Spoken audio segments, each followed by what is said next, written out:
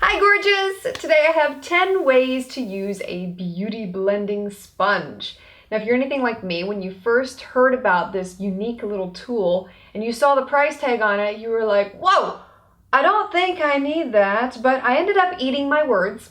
They didn't taste so good, but it's really worth the $20. So if you happen to get one, or if you haven't gotten one yet, but you may be considering it, I'm going to show you a multitude of different methods that you can use with this beauty blending sponge in your beauty routine so that you're getting the most for your money. First thing that you can do with your beauty blending sponge is apply your moisturizer, serums, and sunscreen. And I'm not trying to sell you on a second beauty blender here, but I did want to mention it. Beauty Blender actually came out with a new sponge recently. It's a white one.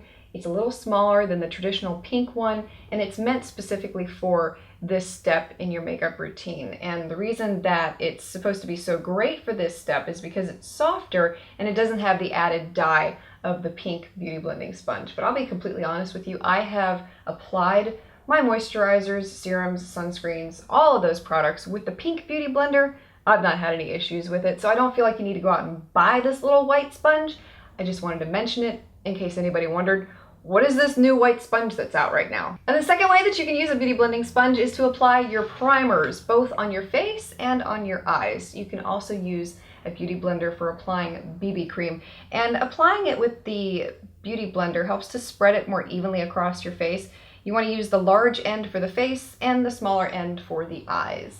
Third method for using the beauty blending sponge is one of the most widely accepted uses for it, and that is applying your foundation. Both liquid and powder foundations work really well with this sponge. And the reason that this method of application is so popular with the sponge is because it distributes the foundation on your face without streaking and mimics the natural texture of your skin, so you get the most natural looking appearance. Another common method for using your beauty blending sponge is to apply color correctors and concealers under the eyes. And just like foundation, this helps to give you a really even, natural looking appearance, and it won't cake up underneath the eyes too. There's something about this sponge that makes it 10 times better than a brush. I also use the sponge for applying translucent powder, and especially underneath the eyes. If you take a damp beauty blending sponge and you pat translucent powder underneath the eyes lightly, not only does it not distribute too much underneath your eyes, but it also helps to decrease the amount of creasing that you'll get throughout the day.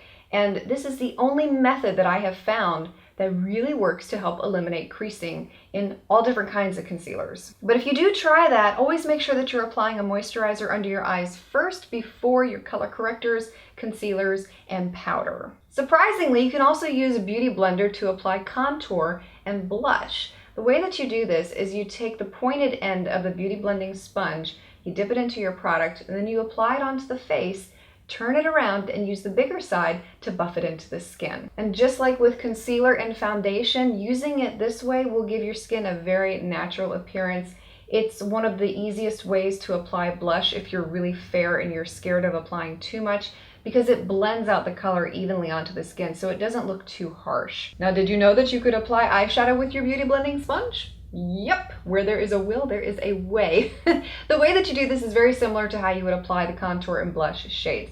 I use the pointed end of the beauty blending sponge, apply it onto my eyes, and then begin to use the side of it, not so much the bigger portion of it, and blend it up. And this is really great if you just want one color on your eyes to give you a more natural appearance, but if you want to layer two different colors and blend them out on the eyes, this is another really great method too. Another amazing thing about using a beauty blender in each of these steps is that you can use powders and creams alike. Creams especially work really well with this method. You can also use a beauty blender on your lips. Ha! Surprise, surprise! The way that you would do this is if you have a really dark color that you just love the color of it, but it's too much for daytime wear, just take a little bit of that color onto the beauty blender and dab it onto the lips. And this will give you a lighter version of that that is wearable for daytime. You can also use the beauty blender to blend your lipstick into your lip liner, and also for creating ombre lip looks. Now, another method you can use for your beauty blender is Sunless tanner application, especially for the face. I wouldn't recommend using the pink one so much because it will permanently stain the beauty blender, but Beauty Blender makes a black sponge, and for the longest time I kept seeing this black sponge in Sephora, and I would always think, What is a black sponge for? So I looked it up and lo and behold, it's for sunless tanner application on the face. And it does a really beautiful job. When the summer gets closer here, which will probably be next month, I'll have to get one and try it out and let you know what I think. But from what the demos I've seen online, using this to apply sunless tanner on the face, beautiful job. Now, if you're worried about stains in your beauty blenders, especially after all the tips that I shared with you today for using it, I do have a video on how to remove those stains. Works like a charm. I will have it linked for you below. Some of the other questions I've had about beauty blenders are how often should I replace it and how often should I be washing it? The answer is Beauty Blender said you're supposed to wash the sponge every single time you use it. I don't do that.